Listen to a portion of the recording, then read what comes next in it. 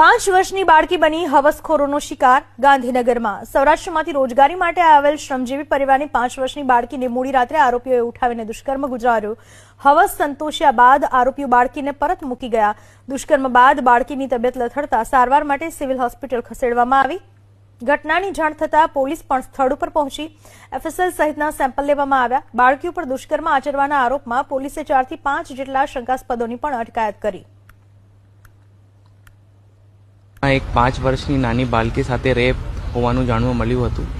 માહિતી મળતા જ ગાંધીનગરની લોકલ પોલીસ અને ક્રાઇમ બ્રાન્ચના માણસો અહીંયા સ્થળ પર આવી ગયા હતા અને અત્યારે વધુ તપાસ અત્યારે જારી છે। ટોટલ 4 લોકોને ડિટેન કરવામાં આવ્યું છે, જેની પૂછપરછ અત્યારે જારી છે, જો શંકાસ્પદ છે, અને એફએસએલ અને વધુ તપાસ અત્યારે પોલીસ દ્વારા જારી છે। બાળકીની તબિયત કેવી છે સર? બાળકી અત્યારે હોસ્પિટલમાં દાખલ છે અને સ્ટેબલ છે।